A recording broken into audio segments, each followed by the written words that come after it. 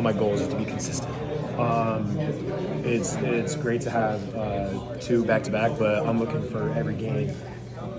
Obviously, every game I'm trying to get a double-double. I know realistically that's not going to happen, but I'm going to try my best to. Honestly, I take that back. I don't think it's unrealistic that I can get a double-double every game. I think that's realistic. I think that's a goal of mine that I set out for myself at the beginning of the year.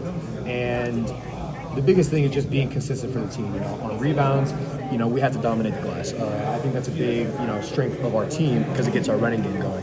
And then, being a go-to guy offensively is important.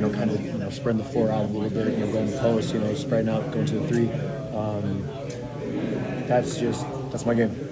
Did you feel the buzz in the building when Fitzgerald walked in? And obviously you're focused on the field. Just the reaction from the end zone. Honestly, I felt the Izon was outstanding tonight. I mean, I felt like every moment of the game, it was harder and harder to talk to my own teammates, whether I was on the bench or on the court, because it was just so loud. I'm not exactly when it was, but I know that the not only just Izon, but everybody in the building was just so loud, and it's just like one of those classic moments. You're just like, this is definitely the best home crowd on earth. Sorry, I thought that was Duke in Florida, and not only can I not hear, I can't see, but the physical nature they tried to come up with today. I mean, did you notice that early, them trying to kind of go at you, and how were you able to respond? Yeah, no, they definitely played a physical game, and they're a physical team. Give them credit because they did a good job of trying to disrupt our motion, a little bit of our offense. And for a while it did. For the beginning it did. Sometimes there would be a ball knocked loose, or we can catch it or finish the play, and it kind of caused some problems for us early on. And that's what coach kind of brought us together to be like, hey, we're getting pumped. We gotta step it up. We gotta be stronger with the ball. But they were a physical team. They were a physical team. Yeah. With Jordan, that 3 shot, and there was another one he missed. He had the confidence, he didn't hesitate, and I think we've been seeing that from him a little bit. I don't know if it's because he's super nice and wants to fit and succeed, but with him having that sort of command and confidence for him, what can that do for him to fit into this rotation and provide what he can provide? I think we've seen defensively, even some of the shot selection here and there. When he's confident and finds his shot, it opens up so much for our offense because it allows driving kick, and it kind of puts the defenders on edge. The more people you have on your team who can shoot the ball, the more dangerous you are. And especially with guys who are like Cohen, who can who can bring everybody's attention, all 5 defenders' attention when he gets to the basket and he kicks out for a wide open 3. It's huge for our success, and now all Jordan's got to do is build on it and just stay with that confidence, because everybody knows how hard he works, and that's going to be his role moving forward, not only this year but for all his time here at MSU. He's got to be a knockdown shooter, and all that's going to allow driving kicks. It's going to allow post ups. They can't guard every position. Is this your brand, by the way? I should ask. Oh no, yeah. This is a sweet Zero brand. So they're seeing this. Shout out to them. Yeah. What do you feel like the focus level of this team was today? Because not that you were looking past Iowa, but you could be glancing ahead at Duke, and you guys have finals week next week as well. So you got a lot going on. How do you think you guys were locked in on this game? We obviously were aware of the big game coming up, but I feel like we did a really good job of not overlooking. I know, it's a Big Ten opener, so it's a big game, for the season. But all the fans were talking about, Duke this, Duke that. That's great. It's going to be a good game and we'll be ready. But we have to do a really good job of focusing in on what the next game is. And I feel like the whole team did a great job of learning the personnel, learning the scout, learning the plays, and not, kind of worrying about Duke. Is it especially important against a team like that that screens as much as they do? Later, buddy. Later. Not only do they screen, but they re-screen and set up on different sizes. So it's even more important to stick with the scout.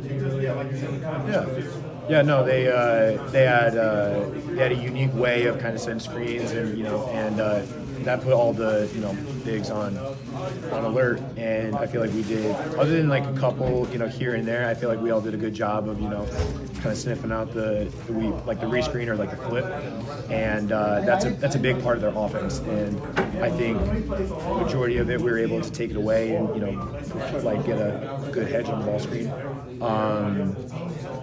Yeah, they're pretty unique. So they didn't get that drive to the basket. Yeah, That's the big thing. And then we also got to, like I said, there was a couple times where we didn't cover it as well, and we're gonna watch it on film. We're gonna learn, and we're gonna get better at it, and we're gonna move on.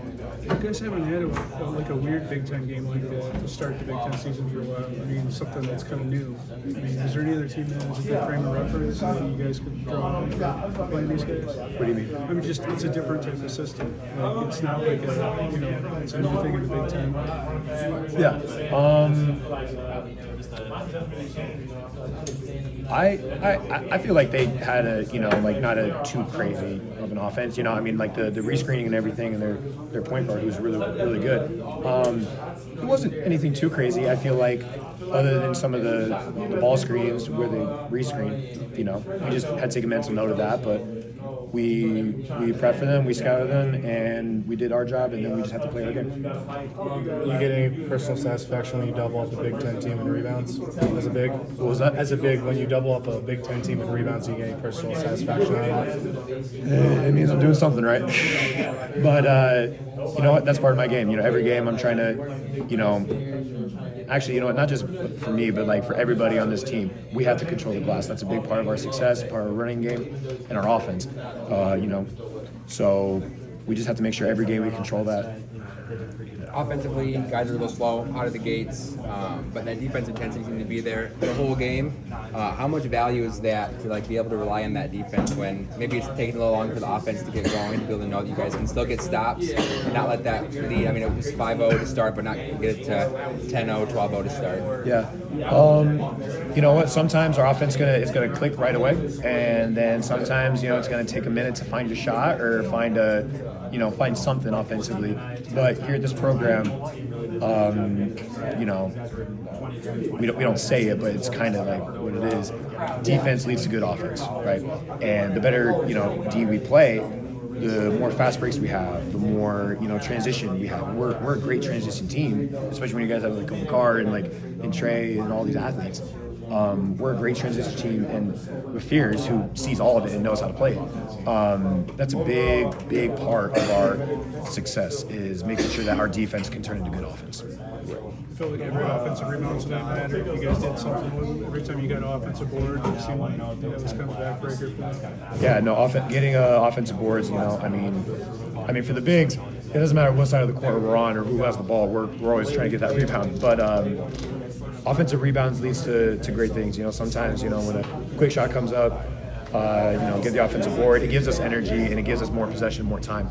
And sometimes getting an O board is more exciting than getting a bucket or anything, because that you get someone else's shot or we have more time, we can control the game a little bit more. Was there any real difference with the both transition of being a little bit harder because of how fast they were running back, and then also just any difference with them having slow pace shooting? Yeah, sometimes teams will scout and they'll try to take the fast break away, and sometimes that happens, and that's when we adjust. We got a good half-court offense too, but we really try to whether they make it or miss it, we really try to get it out to a point guard and have him push it. That's a key for us all the time. And sometimes they got back really quick, but if they take it away, we just get right into our offense. When you saw how the game was kind of being called a little bit, did it adjust anything strategy-wise just when you saw the amount of whistles? I mean, when the refs made some calls, we definitely had to kind of adjust, kind of like our physicality a little bit. It was a little surprising on some of the calls, but in terms of strategy, it didn't really change anything. We just had to be a little less physical. I mean, we just had to play smarter. We just had to make sure if anything can be up for debate on whether it was a call or not, we just had to just play it safe, because we don't want anyone getting 2 fouls early and then have them sit the rest of the half. Thank you. Yeah, thank you.